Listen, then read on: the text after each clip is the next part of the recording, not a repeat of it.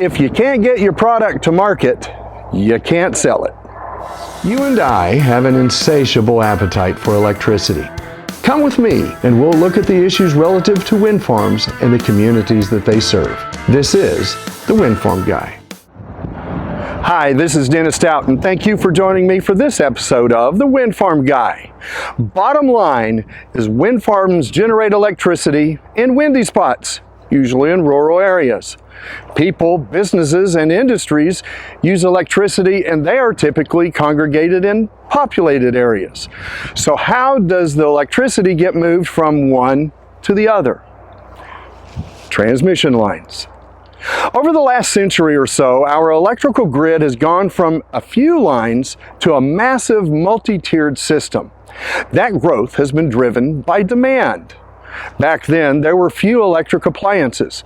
Now it seems that everything uses electricity.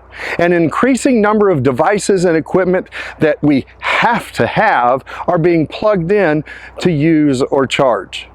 The demand for electricity has exploded, and with it, the need for generation and transmission. More and more wind and solar projects are going online to meet that demand. Grid operators are expanding their grid to try to get that renewable power to the ones that use it. ERCOT, the grid operator in Texas, had this problem. So they developed competitive renewable energy zones, or CREZ. From that, they built their largest grid expansion in ERCOT history, bringing that wind power from West Texas to the load centers. The total cost of the CREZ transmission lines, which were completed in 2013, was about $6.9 billion.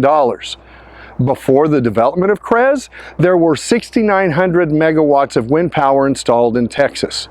The development of CREZ allowed a total installed wind power in West Texas of 18.5 gigawatts. Therefore, that $6.9 billion allowed for the development of an additional 11.5 gigawatts of wind power. Good job, Texas. Other areas of the U.S. are doing similar things. There's a lot of interest in connecting wind areas to the markets. T-lines were or are being planned from Oklahoma to Tennessee, Texas to Alabama, Kansas to Indiana, the Dakotas to Minnesota, Wyoming to California, and New Mexico and New England. There are so many that are being considered. Like any energy project, some T-lines are built and some are not. Many of those considered are HVDC lines, high voltage direct current, because of the cost savings associated with DC. As you would guess, they still have to make financial sense to be built. If you like what I've said today, be sure and click like and subscribe below.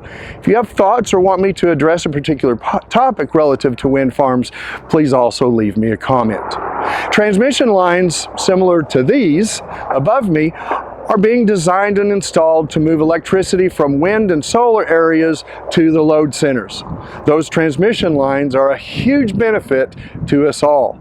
We need them. This is Dennis Stout, and I'm the Windfarm Guy. Thank you for watching. Working together, we can make good energy decisions and save our planet. I am the Windfarm Guy.